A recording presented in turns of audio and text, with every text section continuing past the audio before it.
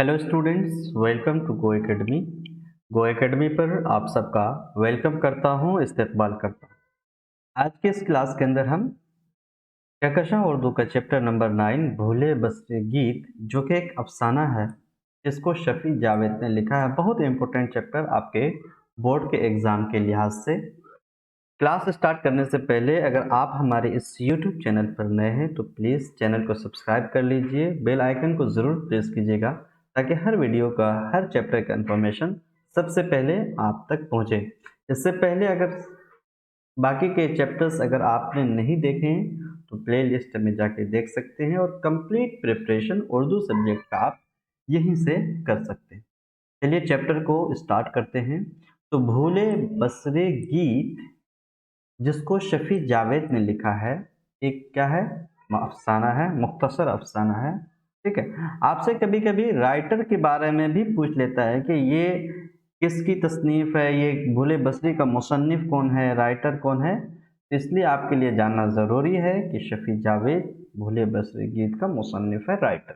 ठीक है, देखिए मारूजी सवालात हम आपसे कुछ चर्चा करेंगे जो कि आपके बोर्ड के एग्ज़ाम में बन सकते हैं। तो महानामा उफ़ुक़ कहाँ से शाये होता था? देखिए ये जो भी कंटेंट मैं आपको आज पढ़ा रहा हूँ, जो वो सब के सब आपके बुक से लिए गए हैं, जो कि आपके बुक में चैप्टर के शुरू में राइटर के बारे में कुछ दिया रहता है। वो बहुत इम्पोर्टेंट होता है आपके लिए जानना। उसी से अधिकांश ज़्यादातर ऑब्जेक्टिव क्वेश्चंस, मारूजी सवालात आपके बोर्ड में बनाए जाते हैं। ठीक है, तो महानामा उफ़ुक़ कहाँ से शाये होता था? एक रिसाला है जो कि दरभंगा से शाये होता था। कहाँ से? दरभंगा से। आपके लिए जानना बेहद ज़रूरी है कि महानामा उफ़ुक़ दरभंगा से शाये होता था। इस तरह के 4 ऑप्शंस आपको दिए गए होंगे, पटना, दरभंगा, मुजफ्फरपुर, भागलपुर। तो आप क्या लगाएंगे? दरभंगा। ठीक है, नेक्स्ट जो क्वेश्चन है, शफी जावेद की पैदाइश कब हुई, यानी ये कब पैदा हुए, किस सन में? तो 4 जनवरी 1935। ठीक है, 1935 को, 4 जनवरी 1935 को ये पैदा हुए थे। ठीक है, शफी जावेद। ऑप्शन नंबर 1 आपका सही आंसर हो जाएगा। नेक्स्ट सवाल है, शफी जावेद का पहला अफसाना आर्ट और तंबाकू। देखिए सवाल में भी एक सवाल बनाया जा सकता है आपके बोर्ड में, एग्जाम में। देखिए पूछा दिया जा सकता है कि भाई शफी जावेद का पहला अफसाना का नाम बताइए। तो क्या है? आर्ट और तंबाकू, है ना। देखिए इसलिए मैं कहता हूं कि क्लास को गौर से सुनना है और समझना है। तो शफी जावेद का पहला अफसाना आर्ट और तंबाकू किस महानामा से शाये हुआ? ठीक है, सवाल आपसे अगर ये पूछे कि शफी जावेद का पहला अफसाना कौन सा था, तो आर्ट और तंबाकू था। किस महानामा से शाये हुआ? तो ये महानामा उफ़ुक़। अभी उफ़ुक़ का जिक्र आया ना, कहाँ से शाये होता था? दरभंगा से। इसी महानामा से शफी जावेद का पहला अफसाना, जो कि आर्ट और तंबाकू है। पहला अफसाना कौन सा है? आर्ट और तंबाकू के नाम से इन्होंने पहला अफसाना लिखा, जो कि महानामा उफ़ुक़ से शाये हुआ था। ऑप्शन नंबर बी आपका करेक्ट आंसर हो जाएगा। ठीक है, क्लास को समझिएगा, जरूरी नहीं कि ऑब्जेक्टिव में आए, सब्जेक्टिव में आ सकता है कि वन लाइनर पूछ लेगा कि भाई शफी जावेद का पहला अफसाना का नाम लिखिए। तो क्या लिखेंगे आप? आर्ट और तंबाकू। शफी जावेद का असल नाम बताइए, इनका असल नाम क्या था? तो इनका असल नाम अगर आप बुक पढ़ेंगे तो आपको पता चलेगा, सैयद मोहम्मद शफीउद्दीन था। असल नाम क्या था? बहुत इंपॉर्टेंट क्वेश्चन कि शफी जावेद का असल नाम क्या था, बताइए। सैयद मोहम्मद शफीउद्दीन। क्या नाम था असला नाम? Syed Mohammed Shafiuddin. Option number B आपका करेक्ट आंसर हो जाएगा।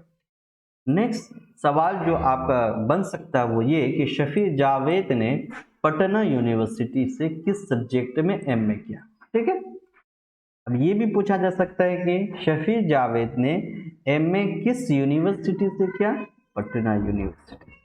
इसलिए सवाल को भी गौर से सुनना। मैंने कोशिश की है कि शॉर्ट में ज़्यादा से ज़्यादा आपको कंटेंट बताया जाए जो भी आपके बोर्ड के एग्जाम में बनाया जा सकता है। तो शफी जावेद ने पटना यूनिवर्सिटी से किस सब्जेक्ट में एमए किया? समाजियात में किया। किस सब्जेक्ट में? समाजियात में इन्होंने एमए किया। ठीक है, सोशियोलॉजी में। ठीक है, तो याद रखिएगा कि अगर ये सवाल ये बने कि किस यूनिवर्सिटी से एमए किया, तो पटना यूनिवर्सिटी से। किस सब्जेक्ट में? समाजियात में। ठीक है। दायरा से बाहर कब शाये हुआ? ये एक अफसानों का मजमुआ है शफी जावेद का।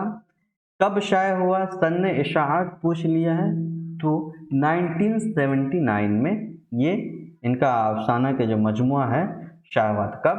1979 में। ऑप्शन नंबर डी आपका सही आंसर हो जाएगा। देखिए, आपको डेट्स, तारीख याद रखने में थोड़ी परेशानी और कठिनाई हो सकती है, सबको होती है, क्योंकि थोड़ा सा डिफिकल्ट होता है डेट याद रखना, लेकिन बार बार जब आप रिवाइज करेंगे तो बहुत आसानी से आपको याद होगा, क्योंकि ऑब्जेक्टिव क्वेश्चंस आपको इसी तरह बनाए जाएंगे। अगर आप ऑब्जेक्टिव में सही करेंगे तो बहुत अच्छा स्कोर आपका उर्दू में आ सकता है। कुछ मुख्तसर शॉर्ट क्वेश्चंस, शॉर्ट सवालात, मुख्तसर सवालात पूछे जा सकते हैं। जो मैं डिस्कस कर रहा हूं वो ऑब्जेक्टिव और सब्जेक्टिव दोनों में भी आ सकते हैं। शफी जावेद किस ओहदे से सबक दोष हुए? यानी कि रिटायर। सबक दोष होना यानी कि रिटायर होना। ठीक है।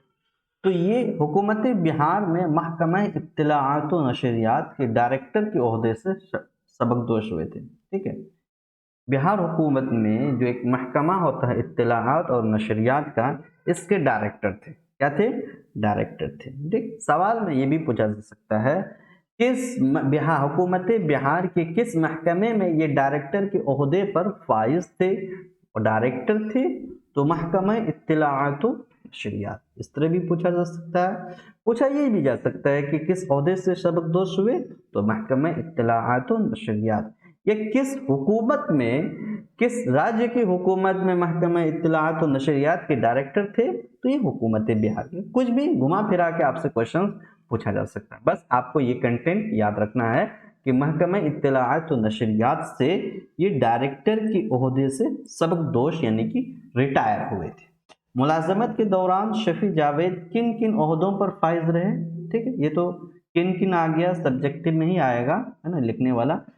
तो गवर्नर बिहार के प्रेस सेक्रेटरी और इंडियन क्रॉस सोसाइटी बिहार के एडमिनिस्ट्रेटर, इन ओहदों पर ये रहे शफी जावेद साहब। ठीक है। नेक्स्ट सवाल जो बन सकता है आपका वो ये कि शफी जावेद के अफसानवी मजमुए के नाम लिखिए। है ना, बहुत सारे अफसानवी मजमुए हैं, है ना, तो इनका नाम लिखना है, बताना है आपको। देखिए, ऑब्जेक्टिव और सब्जेक्टिव दोनों में आ सकता है यह सवाल, बहुत इंपॉर्टेंट सवाल है। अफसानों के नाम याद कर लीजिए, अफसानवी मजमुओं का। दायरे से बाहर अफसानवी मजमुआ है किनका? शफी जावेद का। कब लिखा गया? 1979 में। खुली जो आंख, ये भी किनके अफसानों का मजमुआ है। कब लिखी गई? 1982 में। 1982 में। तारीफ उस खुदा की, ये भी अफसानों का मजमुआ है। कब लिखी गई? 1984 में। वक्त के असीर, ये भी लिखा गया 1991 में।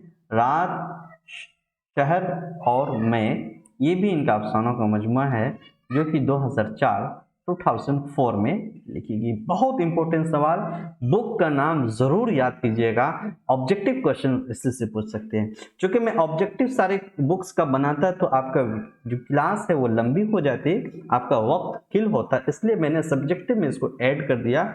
ऑब्जेक्टिव और सब्जेक्टिव दोनों में काम आ जाएगा।